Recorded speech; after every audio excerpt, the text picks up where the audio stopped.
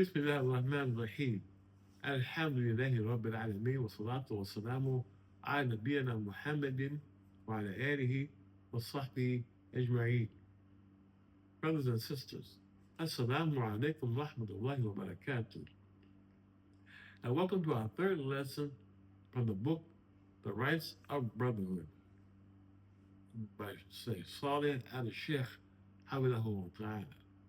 Lesson 3 is going to be dealing with giving personal and financial aid to those who need it. This will be done in two parts, inshallah. The first part will deal with actually giving the aid to those who need it, the kinds of ways it can be done. And the second part is going to deal with the challenge to giving, and that is being stingy. People have different levels of social and financial status. The wealthy serve the needs of the poor, and the poor serve the needs of the wealthy. People who possess social status and prestige serve the needs of those who do not possess these qualities. The employer-employee relationship exists because of what Allah has willed. His creatures did not bring this system into existence. And this is important to know, that even the employee and employer system that you find in many places in the world did not come from Allah's creatures. It came from Allah subhanahu wa ta'ala. Allah the Most High says, أعوذ بالله من الشيطان الرجيم أهم يقسمون رحمة ربك نحن قسمنا بينهم معيشتهم في الحياة الدنيا ورفعنا بعضهم فوق بعض درجات ليتخذ بعضهم بعضا سخريا ورحمة ربك خير مما يجمعون. Translation, which is it they who apportion out the mercy of the Lord? It is we who portion out between them their livelihood in this world, and we raise some of them above others in ranks, so that some may employ others in their work. But the mercy, meaning paradise, of the Lord, is better than the wealth of this world which they amass. This is found in Surah Zufr, verse 32. And Imām Al-Nabawiyyah rahimahullah ta'ala said the following in his tafsir of this verse, translation of which is, it is we, meaning Allah, who distribute between them their livelihoods in this life, in the dunya. And we have made some people wealthy and others poor. And we have destined some to be owners, in this case employers. And we have destined others to be workers for those owners, meaning their subordinates, the employees, the servants, etc. Therefore, some are able to hire others. The wealthy are able to hire and pay salaries of the workers, and the workers can earn a living. So each contributes to the livelihood of the other. The wealthy ones with their wealth, and the poor ones with their honest labor. All this is from what Allah has provided and distributed with his unmatched wisdom and perfect justice. And the mercy of Allah, meaning in paradise, for a believer is better than the wealth stored by an unbeliever. Brothers and sisters, brotherhood requires a person to prefer others over himself. Allah described those who have exemplified this attitude as follows. يُؤْثِرُونَ عَلَى أَنفُسِهِمْ وَلَوْ كَانَ بِهِمْ خَصَاصَةٌ. And they gave the immigrants preference over themselves, even though they needed that.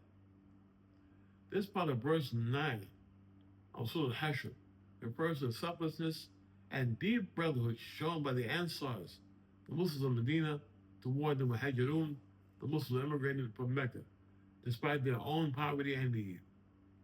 The Ansar welcomed the immigrants, shared their homes, wealth, provisions, and gave them priority without resentment. In general, this verse highlights the ideal level of brotherhood in Islam. I believe we should love what brother when he loves for himself, even preferring him over himself when necessary. It reflects the true spirit of Islamic brotherhood based on sincere love, sacrifice, and trust in Allah's reward for doing that. If brotherly relationships reach this level, it would truly be a wonderful thing. However, the context being referred to in this book, the rights of brotherhood between the people of Sunnah, What's the context of the book? The book is referring to a brother using his spare time to help his brother, Muslim brother, as well as helping him with wealth that exceeds his own needs. Success in this aspect of brotherhood occurs when you are aware of your brother's needs. According to some people of knowledge, it's not proper etiquette to wait until your brother asks for help. Rather, you should have an awareness of his needs. This is the case with the companions of the Messenger of Allah, Islam.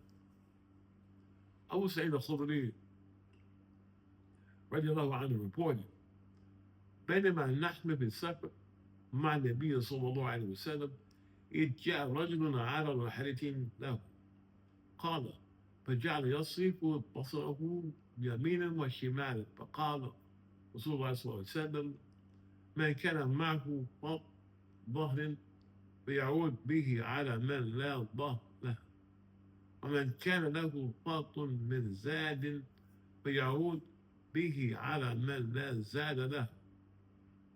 قال فذكر من أصناف المال ما ذكر حتى رأينا أنه لا حق لأحد منا في فضل.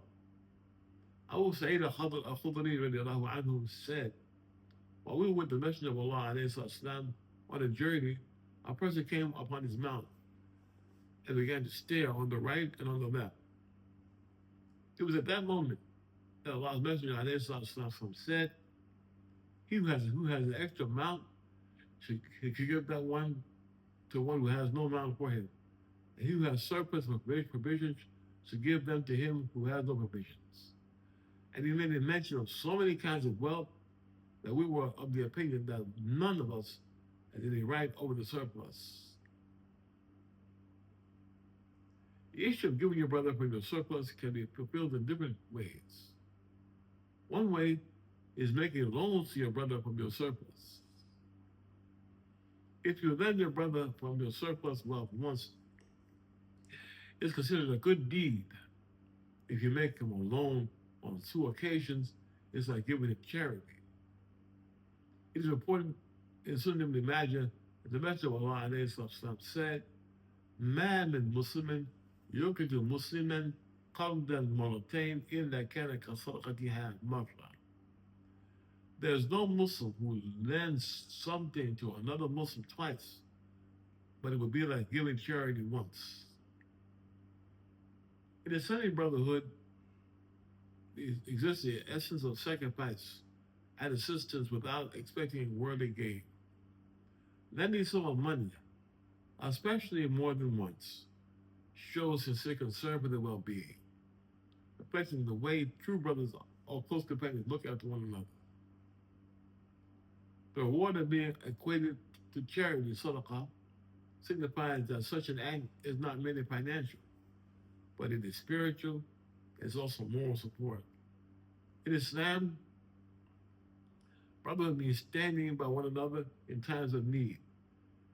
And this hadith reflects how even a simple act like giving a loan, particularly when done repeatedly, are elevated to status by Allah because they preserve dignity, they ease hardship, and they represent compassion.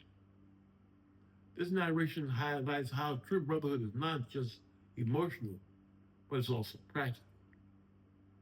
It's about easing burdens, sharing blessings, even at personal cost. This kind of loans are given without asking for it. If you observe your brother's condition closely, you will notice that he isn't doing well. And since Allah has expanded your sustenance, give some of your surplus to your brother. This is the way to establish a bond of sincere brotherhood. The brother who initiates this type of gesture is not like the one who must be asked. Allah the Most High has described the believers as ruhama'u bainahum. They are merciful among themselves. Being merciful among themselves means they possess mutual love, mercy, and affection for one another as though they belong to a single body.